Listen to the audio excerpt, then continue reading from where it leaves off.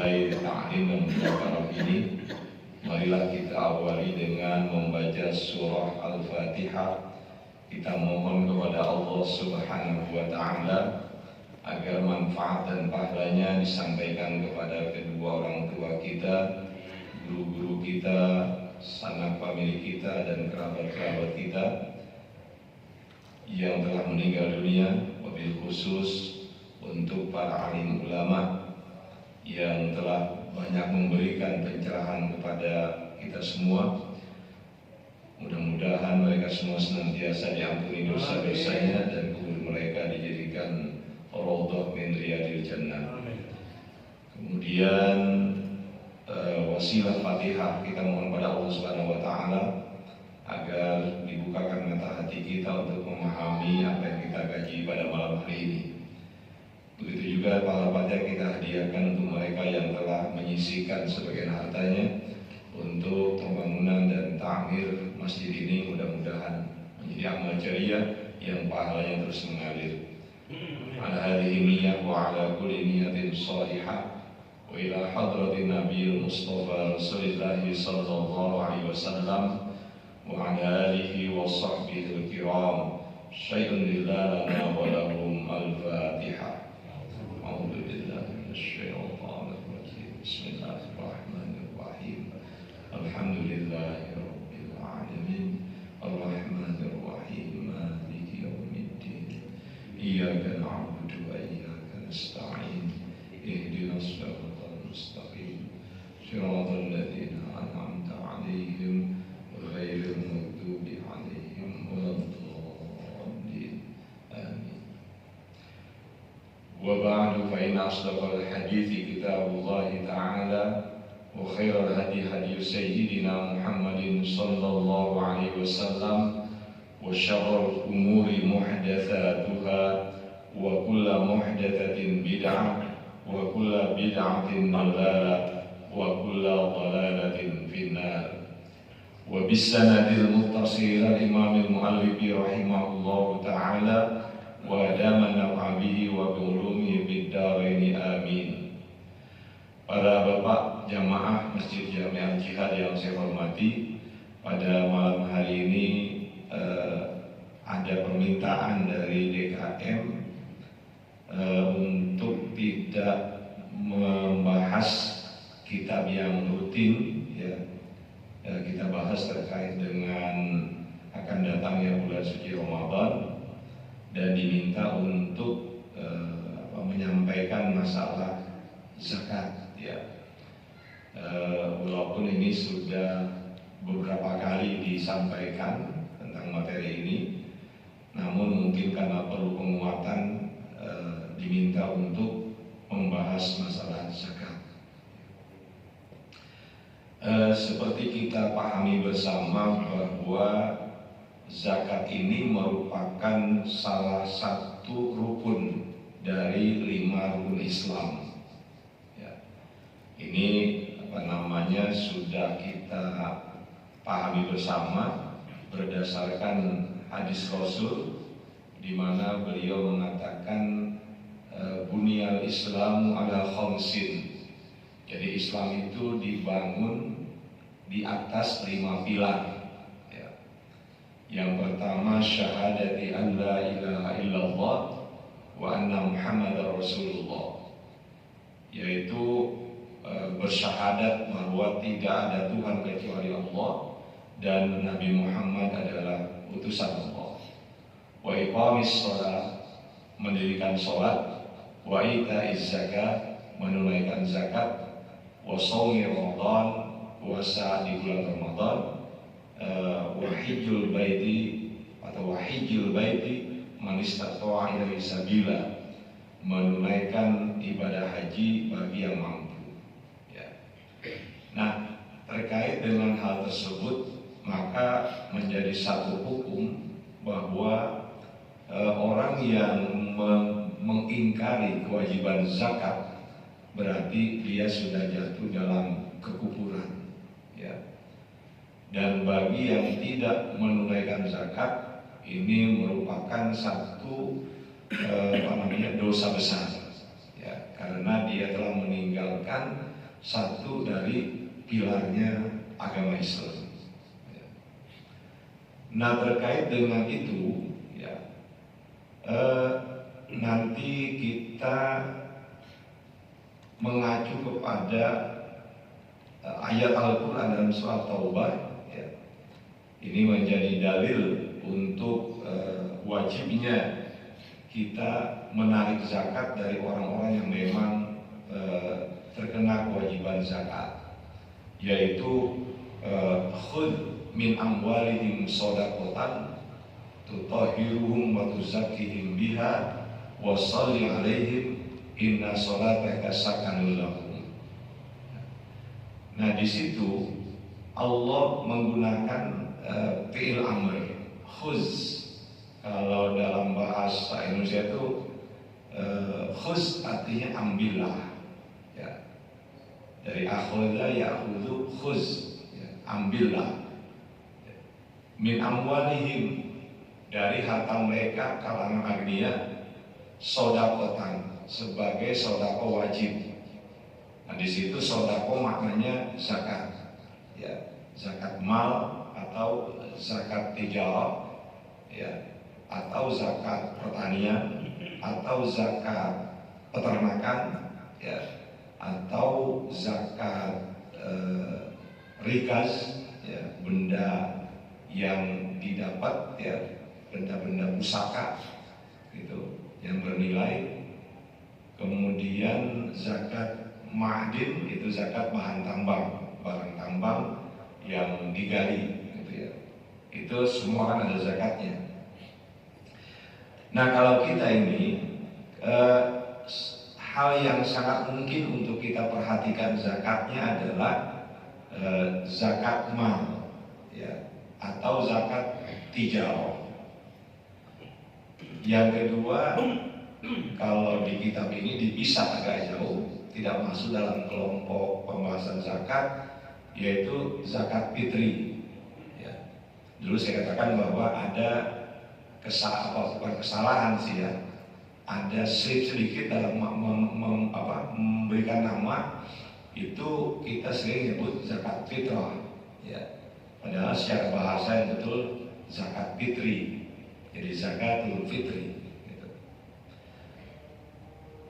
Untuk zakat mal, gitu, ya, ini yang saya katakan membuat banyak orang itu tidak mau membayar.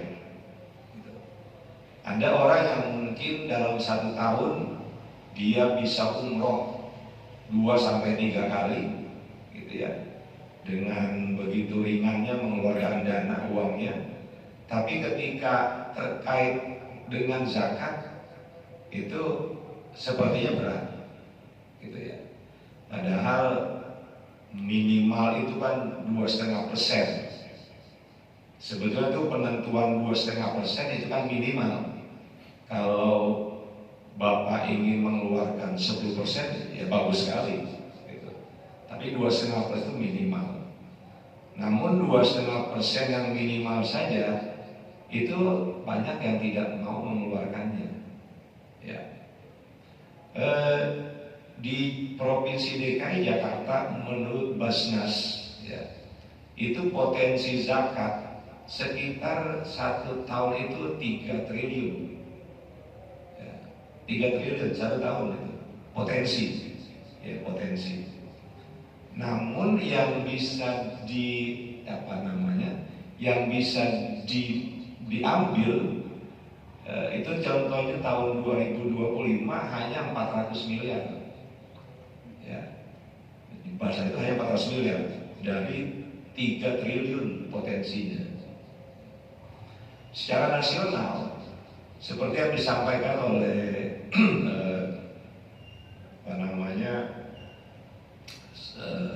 siapa Wapres kemarin, Kiai Haji Ma'ruf Amin, ya, dalam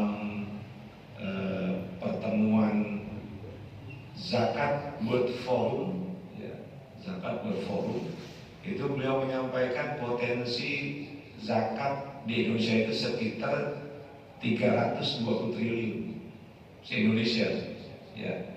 tapi yang bisa diambil dan dimanfaatkan hanya sekitar 3,5%.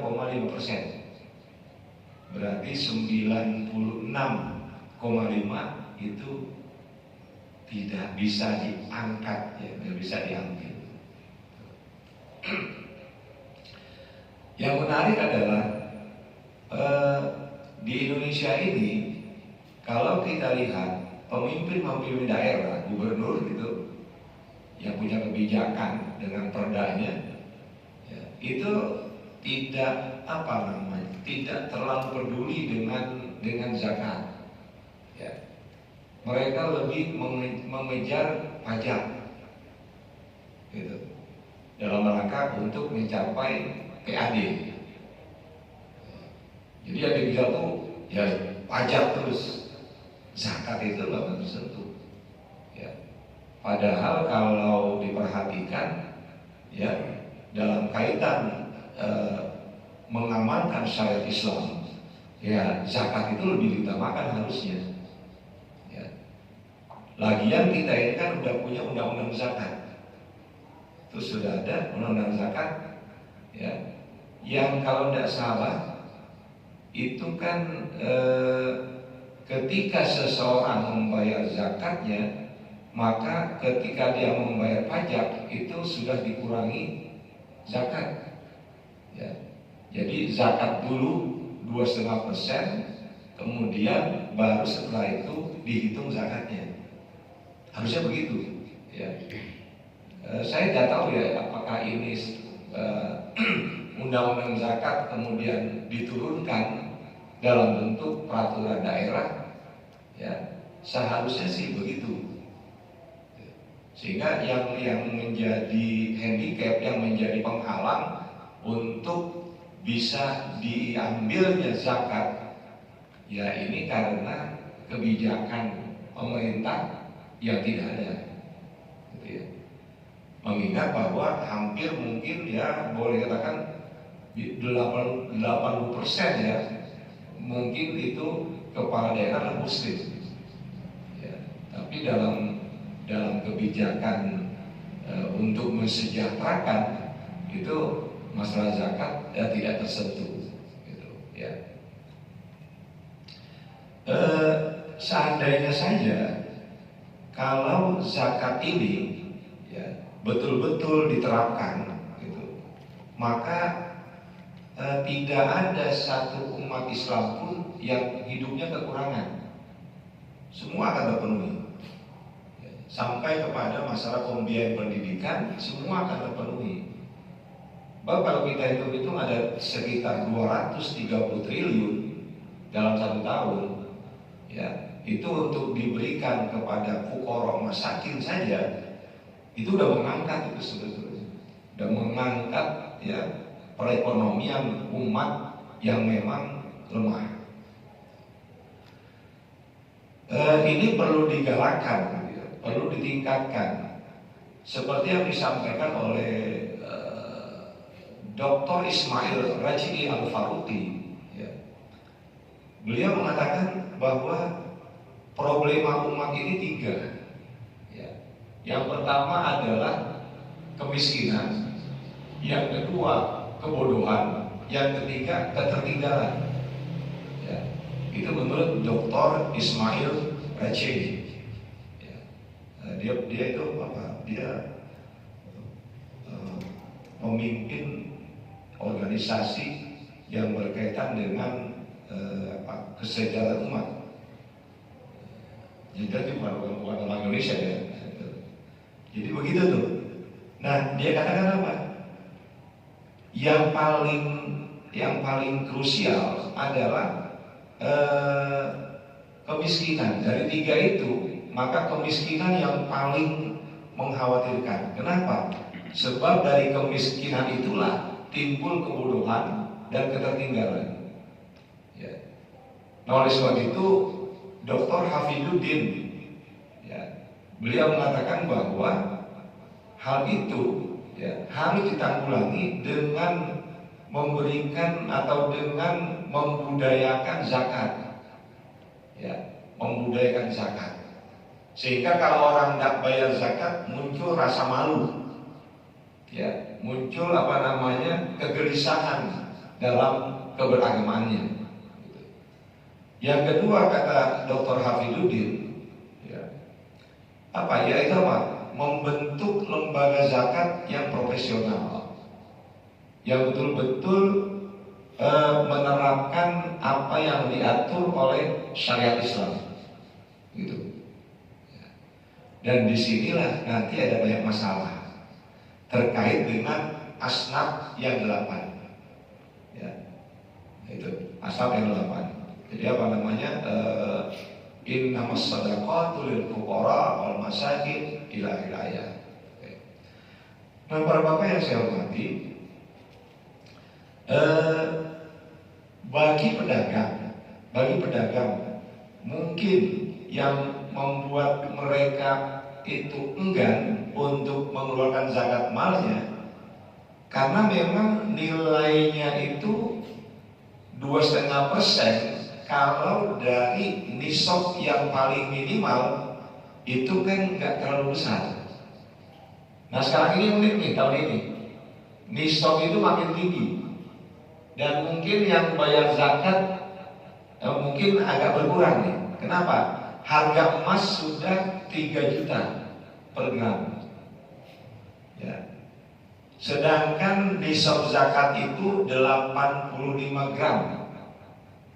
Kalau kita hitung 85 gram dikalikan 3 juta, itu kan muncul sekitar angka 250 jutaan, ya, hampir-hampir itu.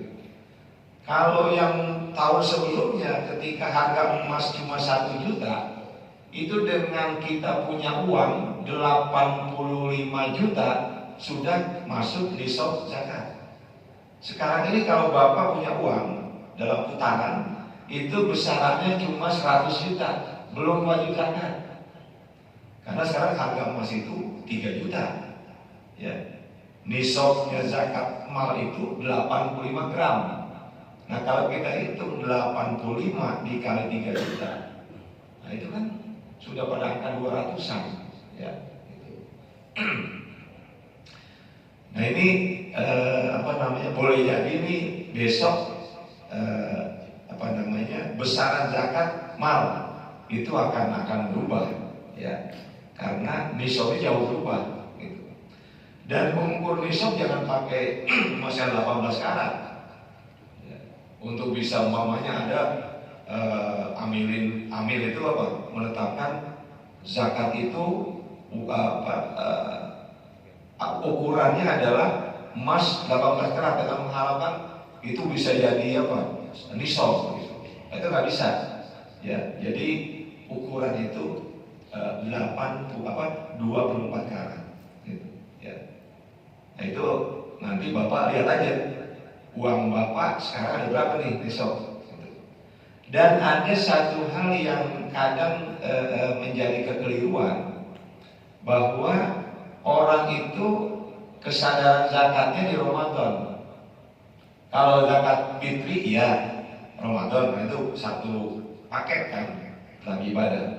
Tapi kalau zakat mal, zakat tijarah itu hitungannya dari mulainya kita membuka usaha. Jadi umpamanya kita buka usaha di bulan Muharram, maka untuk mengukur, ya, kewajiban kita menunaikan zakat, ya Muharram berikutnya, gitu, ya. Dihitung semua itu. Kalau Bapak pedagang umpamanya, maka stok barang semua mesti dihitung, ya, stok barang tuh, barang dagangan kita. Jadi kalau umpamanya orang punya usaha konveksi, maka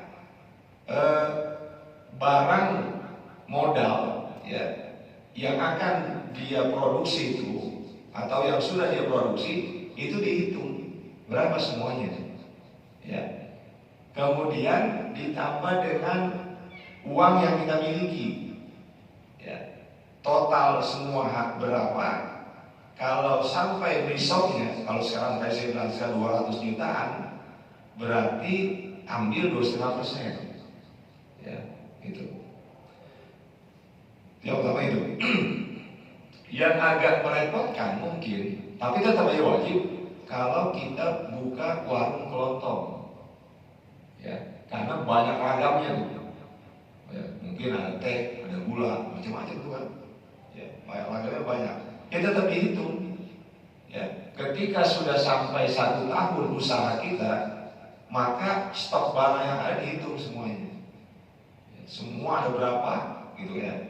Nanti ditambah dengan uang yang kita miliki, ya. Nah itu dijumlahkan sampai nggak nisabnya. Haulnya udah sampai, nisabnya udah sampai, berarti wajib keluar zakat. Tapi kalau haulnya sudah sampai 1 tahun, nisabnya belum sampai, ya nggak usah zakat, karena memang belum wajib, gitu, ya. Nah kemudian muncul istilah zakat profesi. Zakat profesi. Umpamanya ada seorang dokter, ya, dokter dulu kan belum ada aturannya, ya. Maka muncul gugatan tentang keadilan petani yang sudah bersusah payah mengerjakan sawahnya, kemudian panen, dan panennya itu sampai pada ukuran minimal wajib zakat, dia mesti wajib zakatnya, ya. Itu kalau nggak salah 7 kuintal. Itu kan nggak seberapa. Dia kalau dibanding sama dokter itu 1 hari berapa, 1 bulan dia berapa dapatnya, itu kan ya. Pengacara itu dia bisa dapat berapa dari jasanya. Arsitek dia bisa dapat berapa dari usahanya atau dari jasanya. Nah, maka akhirnya apa? Pada sebagian kalangan muncullah yang namanya zakat profesi, ya, zakat profesi. Maka apa namanya? Mereka itu ya dihitung, ya, dari penghasilannya ambil 25%, gitu kan ya. Saya pikir itu hal yang wajar karena lebih menyentuh pada keadilan. Karena petani yang susah payah begitu, hasilnya seberapa, ya, tapi karena sudah mencapai nisabnya, dia mesti bayar zakatnya, gitu, bukan zakatnya. Bagaimana kalau pegawai, gitu ya? Kan kalau ASN dipotong tuh, katanya untuk zakat, gitu kan, ya, zakat. Itu kalau hitungan sekarang, ya, umpamanya ASN 1 bulan gajinya umpamanya 10 juta, ya, 10 juta. Lebih mudahnya gitu, 10 juta. Kalau 1 tahun 120 juta, ya, 120 juta. Nah, karena sekarang harga emas 3 juta per gram, ya, maka kalau dihitung tadi 85 gram, ya belum nyampe, ya, belum nyampe hitungannya, baru 120 juta nggak wajib. Ya, gimana udah kalau dipotong? Itu kan susah untuk ditarik. Maka ikhlaskanlah itu sebagai sedekah, ya, sebagai sedekah sunnah. Gitu. Mudah-mudahan itu ada pahala yang kita peroleh. Dan sekarang kebiasaan itu di ASN ada potongan zakat 2,5%, gitu, ya, bagi yang muslim. Nah ini terkait dengan zakat mal, zakat hijabah. Nah kemudian zakat fitri, ya, yang juga kita biasanya ini tunaikan karena murah, ya. Jadi zakat fitri, maka ada yang mengatakan dalam lain zakatul badan, zakat jiwa, ya, zakat badan kita. Itu kan cuma 3,5 liter, 3,5 liter makanan pokok, ya. Maka itu dikias. Sebab kalau mengacu pada Rasul nggak ada beras, ya, nggak ada beras. Jadi kalau bilang kita harus ikut Rasul, gitu ya, ya udah susah. Kenapa? Mau zakat pakai kurma, ya, itu kan di sini nggak bisa, ya. Makanya para ulama fikih mengkias, menganalogi, ya, makanan pokok masing-masing daerah beda-beda. Berarti kalau di Indonesia makan nasi, ya beras. 3,5 liter minimal, Kalau bapak mau ngeluarin 4 liter ya boleh-boleh aja, ya. Gitu. Tapi kalau kurang ya nggak boleh gitu ya. Nah, untuk zakat fitri ini memang dalam mazhab Syafi'i itu tidak boleh tidak kecuali makanan pokok. Ya. Jadi kalau di di Arab itu mungkin bisa gandum, ya, atau kurma, gitu ya, atau ya kurma itu, ya, kurma gandum kintok gitu ya. Di sini kan beras. Maka dalam mazhab Syafi'i itu mengeluarkan zakat fitri, ya, membayar dengan uang atau kimahnya itu nggak dibolehkan, tidak dibolehkan. Ini kalau saklek ya, saklek kita pegang mazhab Imam Syafi'i. Karena mau pakai buku atau kitab yang manapun, kalau dia mengambil dari mazhab Syafi'i, ya itu memang makanan pokok. Sehingga ketika menggunakan uang itu la yajuz, nggak boleh. Dalam bahasa fikih Syafi'i itu la yajuz, nggak boleh.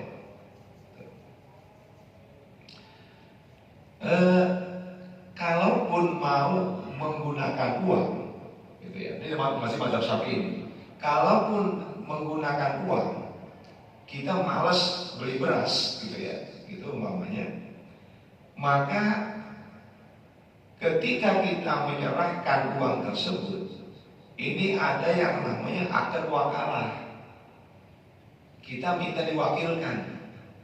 Jadi apa? Ini saya serahkan uang mamanya sekian ratus ribu untuk zakat saya dan keluarga saya, dan nanti ya saya minta kepada panitia untuk memberikan beras.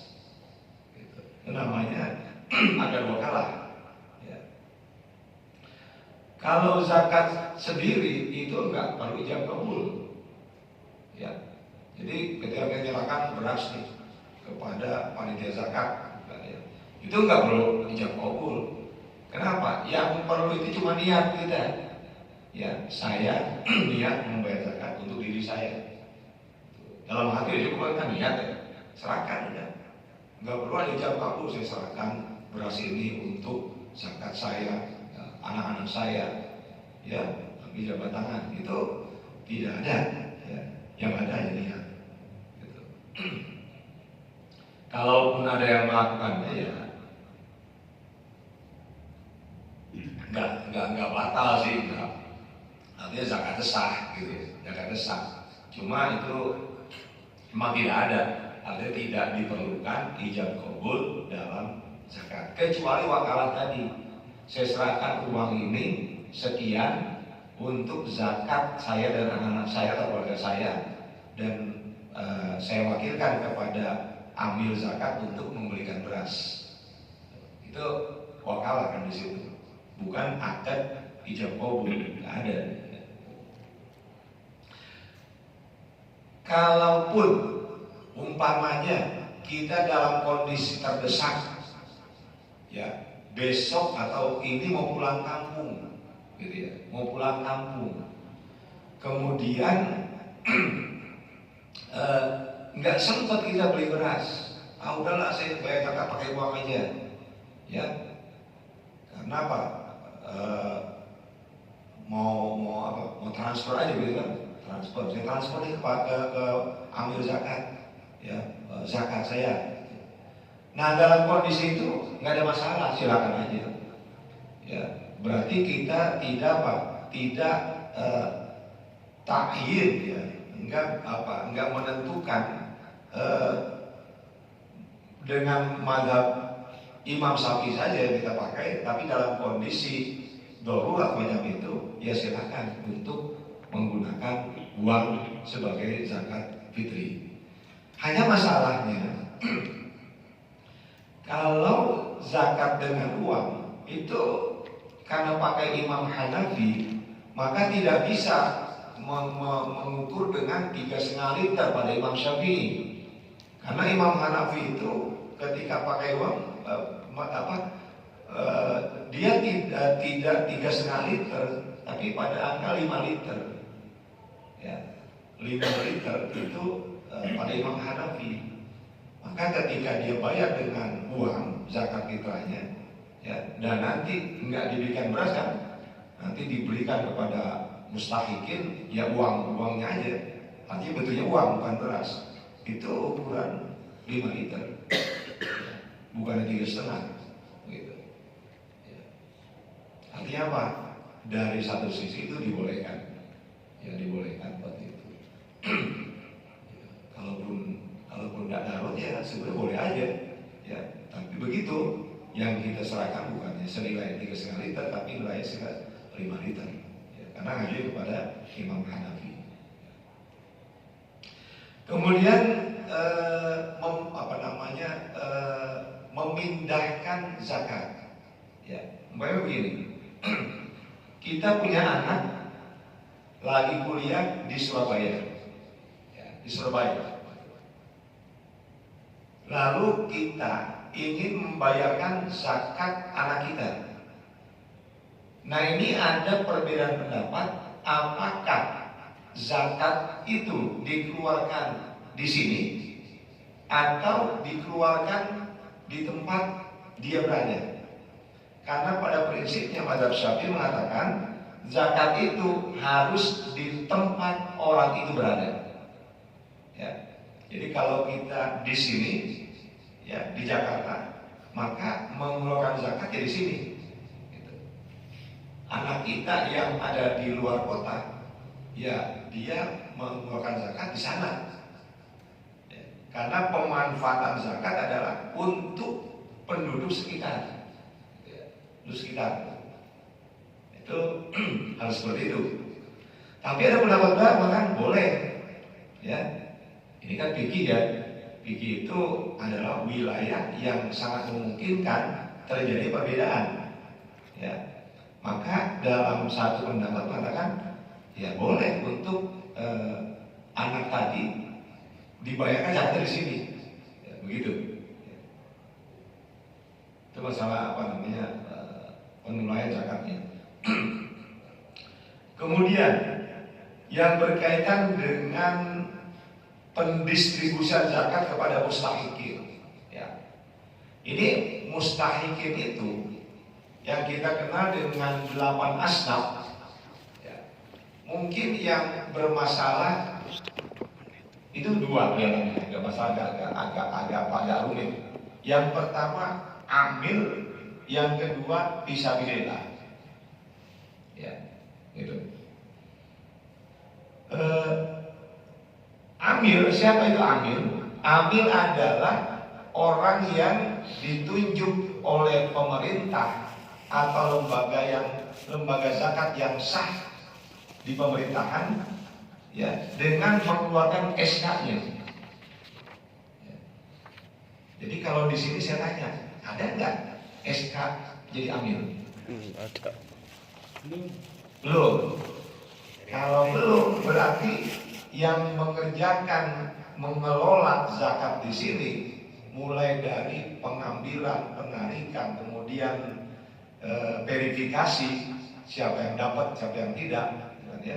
Kan itu tuh biaya panitia tuh ya, itu mau apa, meliterkan itu, kan namanya panitia, itu masih panitia, nggak boleh, haram, ya. Jadi kalau ingin memberikan uang jasa lelah kerjaannya panitia dari dana yang lain, ya. Karena di situ nggak masuk amil itu, ya. Amil itu persyaratannya adalah dia adalah orang yang ditunjuk oleh pemerintah dengan melalui SK. Ya. Gimana caranya? Ya, kan? Dan penghasilannya itu di bawah 50%. Jadi kalau dia butuh, ya, 1 bulan dana sekitar umpamanya 10 juta, jangan 10 juta, besar-besaran, 3 juta umpamanya, 3 juta sebulan, tapi dia bisa memenuhi hanya 1 juta, itu pokok ekstrim itu. Ya. Kalau orang miskin kebutuhannya 100, dia hanya bisa memenuhi 80, 70, 60, itu miskin. Ya, miskin. Ada pertanyaan ya? Boleh. Nah, diambil dari uang sendiri, itu namanya goringin. Ya. Atau begini, sedang ada pembangunan atau perbaikan masjid, musola, ya, dana kurang, akhirnya tuh pengurus ada yang apa? Ngutang ke material atas nama pribadinya, ya, dia berhutang pada material untuk memperbaikan atau pembangunan masjid musola, itu boleh, dia goringin. Tapi kalau uang zakat untuk membangun masjid musola, pesantren, nggak boleh, ya, itu nggak boleh. Kalaupun boleh, tadi itu orang yang memang yang tidak masuk dalam daftar gaji. Ya, jadi pejuang-pejuang muslim yang dia dengan ikhlasnya, ya, berjuang, kemudian tidak ada bagian untuk dia dalam gaji bulanan, dia masuk fisabilillah. Semuanya begitu. Saya coba lihat semuanya begitu. Nah, gimana ini? Saya zakat saya berikan ke guru, gitu ya. Ke guru, gitu. Ke kiai, gitu kan, ya. Ya ada sih jalannya. Ini tokoh ini memang agak kontroversial, yaitu Imam Kofal. Ya, Imam Kofal itu seringkali dalam kasus-kasus dia agak nyeleneh, gitu ya, berbeda dengan arus utama. Maka kata Imam Kofal, untuk kebaikan silakan, ya, untuk kebaikan silakan. Berarti untuk apa? Untuk kesejahteraan guru, gitu ya. Itu oleh Imam Kofal dibolehkan. Ya. Pak Kiai, Ya. Terkait dengan zakat, memang perlu kita ketahui bahwa selama ini panitia zakat itu belum ada SK-nya. Maksud saya, kalau tadi sudah kita tahu bahwa yang tidak ada SK-nya itu tidak boleh, bahkan haram hukumnya. Kalau misalnya kita ambil solusi yang punya SK itu hanya 2, otomatis yang punya SK itu kan punya hak untuk menerima dari zakat fitrah itu atau dari zakat mal itu. Kemudian panitia yang mempunyai SK itu, yang 2 tadi, kan tim kita kan banyak yang jadi panitia. Istilahnya yang punya SK itu membagikan kepada tim-timnya itu karena dia kerja. Itu diperbolehkan enggak Pak Kiai? Terima kasih. Jadi gini, hak amil kan 1/8, ya, 1/8 dari nilai zakat yang diperoleh, gitu ya. Ketika si amil yang ber-SK ini, gitu, mendapatkan zakatnya, ya, mendapatkan bagian zakatnya, kan amil itu walaupun orang kaya tetap dapat. Ya. Wah, ini amil orang kaya, wah nggak peduli, ya. Yang dilihat bukan kayanya, tapi kerjanya amil itu. Artinya dia sebagai amil, walaupun orang kaya tetap dapat bagiannya. Nah, kalau memang dia sudah mendapatkan 1/8, ya, dari 8 asnaf tadi, kan tergantung. Kalau asnaf cuma ada 5, ya bagi 1/5, gitu kan, ya. Kalau asnafnya cuma ada 4, ya 1/4, ya bagi 4, gitu kan. Kan kalau yang namanya kadang Ibnu Sabil nggak ada, gitu. Ibnu Sabil nggak ada kadang tuh.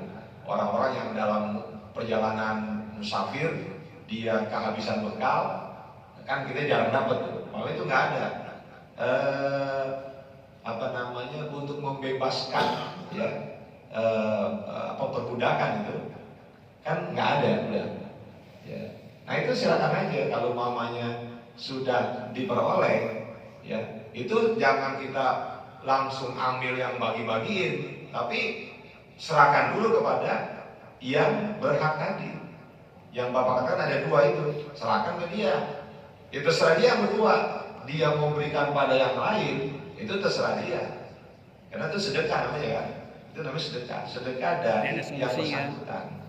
Makanya menurut saya, kalau nanti dibentuk ambil ber-SK, itu memang orang-orang yang kerja. Ya, orang yang kerja. Kan orang yang kerja dalam fikih klasik ya, orang yang menarik datang ke rumah-rumah narikin zakat termasuk. Orang yang dia menimbang atau meliterkan masuk, ya itu. Orang yang memverifikasi yang mana yang dapat yang enggak itu masuk. Apa? Yang memberikan zakat itu sudah berniat. Tadi saya katakan ijab kamu tuh nggak perlu, kecuali akad wakalah, ya dia nyerahin uang, ya nyerahin uang nih, uang untuk minta dibelikan beras. Nah ini dia harus menyerahkan kepada panitia kalau belum ada amil lembaga amil atau kepada amil, ya itu sah saja, ya nanti diamanahkan seperti itu, ya seperti itu Pak. Jadi boleh-boleh aja. Terima kasih. Seperti itu. Ya. Ini ya masalah zakat seperti itu ya.